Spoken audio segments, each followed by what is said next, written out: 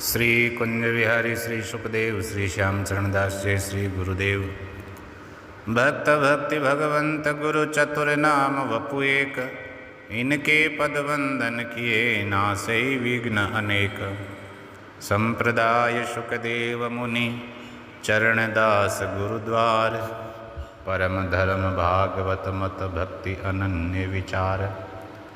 श्री प्रिया प्रियतम की अति प्रिय श्री भक्तमाल कथांतर्गत भक्त चरित्रों की श्रृंखला में आज हम श्री घाटम जी महाराज, जिन्हें श्री घाटम जी मीना कहते हैं, उनका पावन चरित्र श्रवण करते हैं।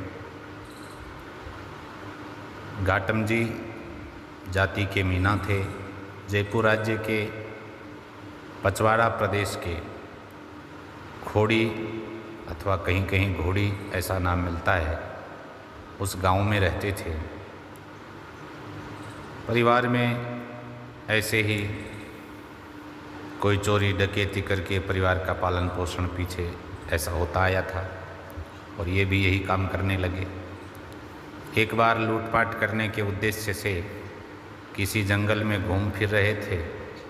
संयोग से एक संत महात्मा से भेंट हुई। इन्होंने महात्मा जी को प्रणाम किया। संत ने पूछा, तुम कौन हो, जंगल में कैसे घूम रहे हो?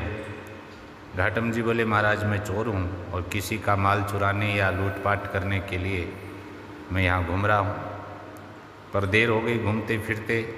आज दुर्भाग्य से अभी तक कोई ऐसा अवसर नहीं मिला। आप आशीर्वाद दें तो शायद कुछ काम हो जाए। संत ने कहा, अरे बेटा, इस काम में हमारा आशीर्वाद, ये तो अच्छा काम नहीं है, छोड़ दो इसको। देखो लोक परलोक दोनों बिगड़ते हैं ऐसे काम करने से, और तुमको तो मनुष्य जन्म मिला है, बड़ा दुर्लभ है ये। चोरी डकैती करने के लिए नहीं मिला है, मानव शरीर भजन करने के लिए होता है। मनुष्य योनि में ही जीव भजन कर सकता है और जन्म मरण के बंधन से मुक्त होकर के परम शांति लाभ प्राप्त कर सकता है। देवतागण भी मनुष्य जन्म प्राप्त करने के लिए तरसते हैं। बेटा, तुम्हें जब ये जन्म मिला है तो इसको चोरी डकैती जैसे निंदनीय कर्म करके नष्ट नहीं करना चाहिए। भगवान का भजन करके इस शरीर को सफल बनाओ। कहने लगा, आप तो ठीक कहते हो महाराज, मैं जानता हूँ कि ये बुरा काम है चोरी डकैती, पर मैं छोड़ दूँ कैसे? यही मेरा पैसा है, मेरी जाति का, और पीछे बाप दादों के समय से ऐसा चलता आ रहा है। इसी के सहारे जो है मैं जी रहा हूँ, बाल बच्चों को पाल रहा हूँ। महात्मा बोले, बाल बच्चों का और अपना पेट तो तुम मेहनत मजदूरी करके भी भर सकते हो। नहीं महाराज, घाटम जी ने कहा, नहीं, मुझसे ऐसा नहीं हो सकता। मैं कई बार चोरी करते पकड़ा गया, उसका परिणाम भी मुझे भोगना पड़ा। तब भी मैंने कोशिश करी कि चोरी डकैती छोड़ने का निश्चय किया जाए और बहुत प्रयत्न भी किया, पर सफल नहीं हुआ। और होता भी कैसे, जन्मजात स्वभाव छूटता नहीं महाराज। स्वभाव बड़ा दुस्त्यज्य होता है, कठिन होता है त्यागना, और वो तो भगवान का बनाया हुआ, भगवान चाहे तो छूट जाए। यदि भगवान कृपा करके मेरा स्वभाव बदल दे तो मुझे बड़ी खुशी होगी, पर मैं तो खुद नहीं बदल सकता। आप और जो भी बात कहें वो मैं कर सकता हूँ, पर चोरी डकैती नहीं छूटे महाराज। आप भगवान से प्रार्थना करो मेरे लिए कि मेरा स्वभाव बदल दे। महात्मा जी बोले, ठीक है, भगवान तुम्हारा स्वभाव बदल देंगे, तुम्हारा स्वभाव, पर चोरी डकैती छोड़ने के अलावा यदि मैं कुछ और बातें कहूँ तो क्या तुम उन नियमों को मान लोगे? हाँ महाराज, आप आज्ञा करो। चोरी डकैती के अलावा जो भी आप नियम कहोगे उनका मैं पालन करूँगा। संत बोले, तुम 4 काम करना। पहला काम सदा सत्य बोलना, दूसरा काम साधु संतों की सेवा करना है, तीसरा नियम ले लो, जो भी कुछ खाओ पियो पहले भगवान को निवेदन करो, भगवान को अर्पण करके ही प्रसाद लो, और चौथा काम करना है भगवान की आरती का दर्शन करना है। घाटम जी ने चारों बातें मान ली। अब चोरी करके लूट करके जो भी लाते उससे पहले भगवान को अर्पित करते, फिर साधु सेवा करते, और जो बच जाता उससे अपना परिवार का काम चलाते। एक बार कुछ संत घर में आए, उनको दंडवत प्रणाम करके बैठने को आसन दिया और पत्नी से कहा संतों के लिए भोजन तैयार करने के लिए। पत्नी ने कहा महाराज जो घर में सामान है उससे इतने संतों का भोजन बन नहीं सकता, बहुत थोड़ा है। घाटम जी बोले तो कोई चिंता नहीं, एक दिन हम लोग उपवास कर लेंगे, संतों को तो पवाओ प्रसाद। पत्नी ने कहा तब भी बात नहीं बनेगी। अन्न की कमी देख करके घाटम जी पड़ोसियों से मांगने गए, पड़ोसियों ने कुछ दिया नहीं। तब चोरी करने का निश्चय करके वे गांव के बाहर गए। एक किसान के खेत में खलिहान में गेहूं रखा था, बहुत सा गट्ठर बांध करके गेहूं चुरा लाए। संत सेवा हो गई, पर घाटम जी को चिंता हुई यदि खलिहान से घर तक उसके पद चिन्ह हैं, पैरों के खोज हैं, उनके सहारे यदि किसी ने चोरी पकड़ ली तो निश्चित ही पकड़े जाएंगे, फंस जाएंगे। उसी समय आंधी के साथ जोर की वर्षा हुई और घाटम जी के चरण चिन्ह मिट गए।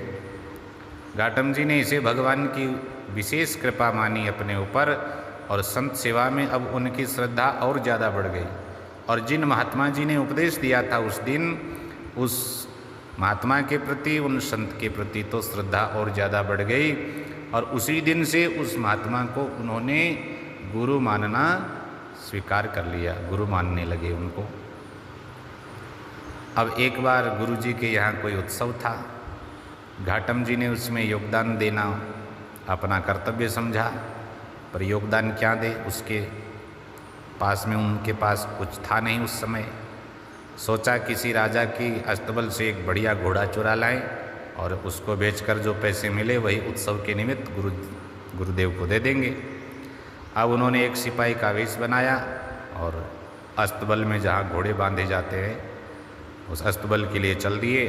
वहाँ पहरेदार था, उसने कहा कौन है, तो अब झूठ तो बोल नहीं सकते क्योंकि संत महाराज ने नियम दिया था, तो उन्होंने कहा मैं चोर हूँ।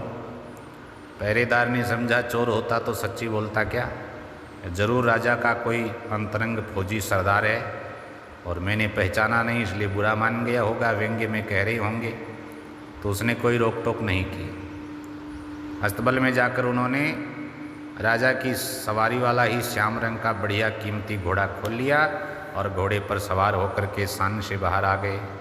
पहरेदार ने घोड़ा ले जाते देख करके सलाम ठोकी और पूछा कि इसे कहाँ लेकर के जा रहे हो सरकार।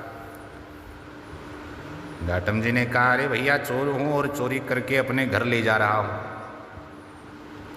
तो चोरी का और सच्चाई का, चोरी भी थी, झूठ नहीं बोल रहे थे, और सच भी बोल रहे थे, इसलिए चोरी का और सच्चाई का ये अद्भुत मिश्रण काम कर गया। आज पहरेदार ये सोचता रह गया कि जरूर राजा का कोई निकटतम सरदार है, फौजी है, जो बेखटके राजा का घोड़ा ऐसे खोल करके ले गया, नहीं तो हिम्मत थोड़ी होती किसी की।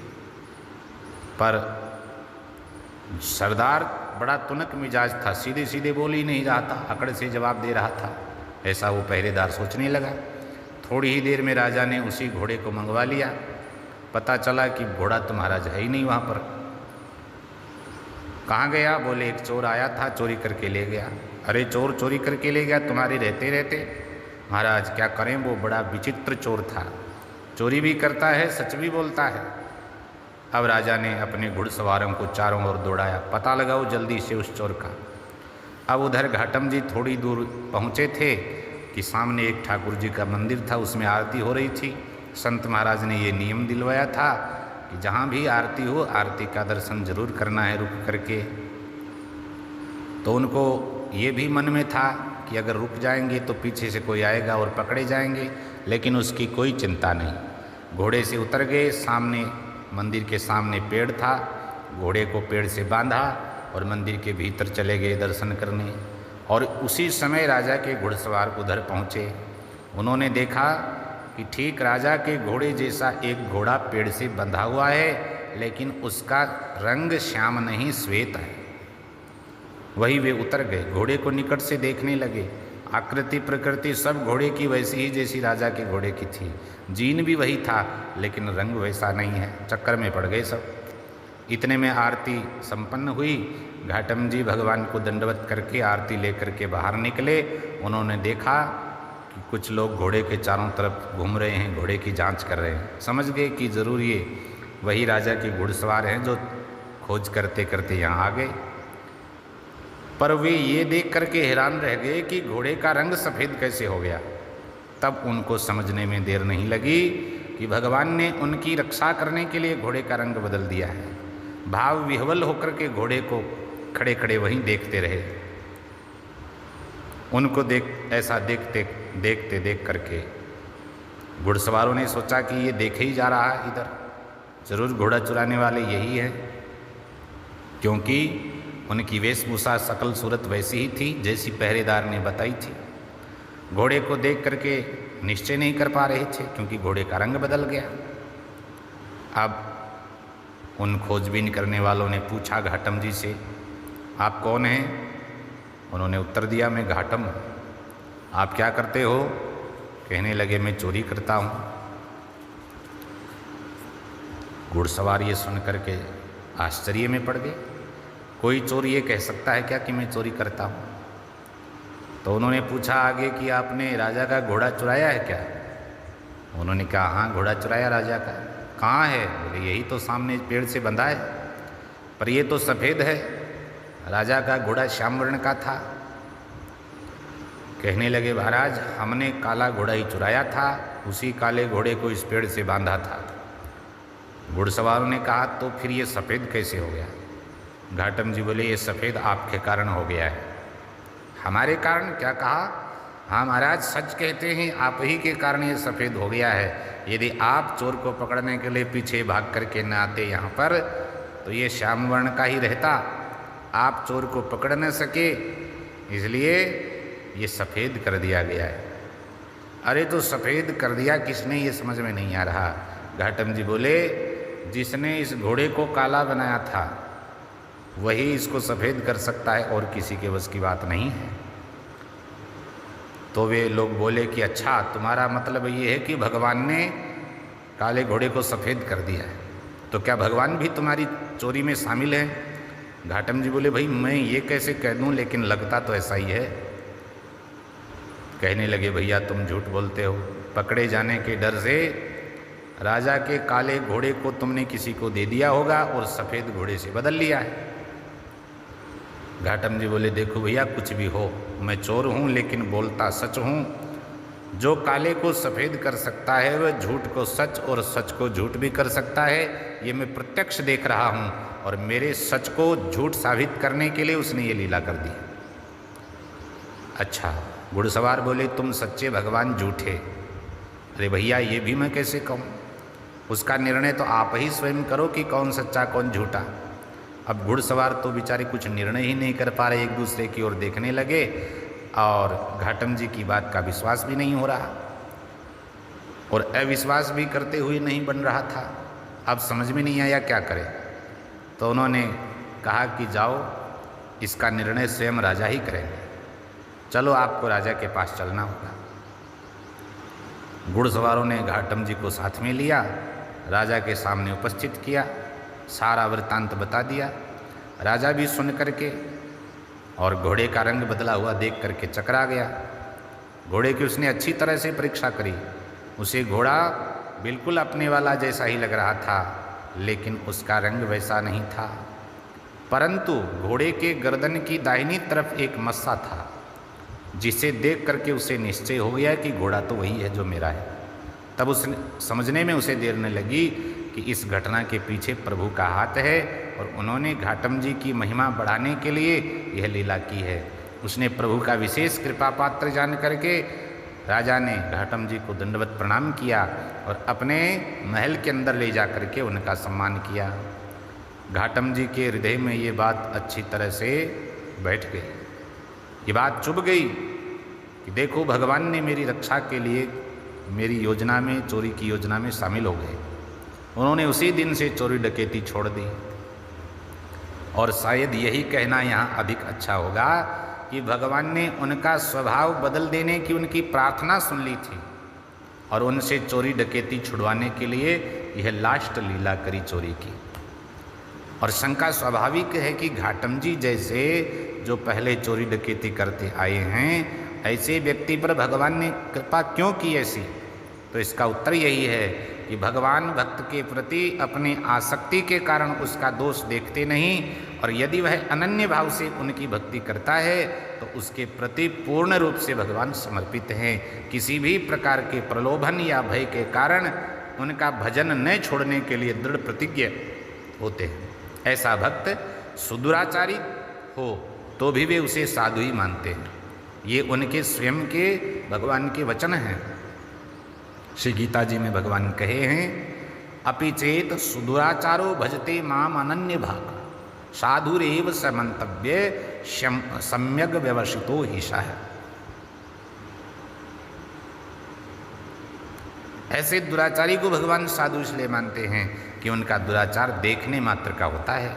ये केवल पूर्व संस्कारों के कारण होता है, जो हृदय में अनन्या भक्ति के प्रवेश कर जाने से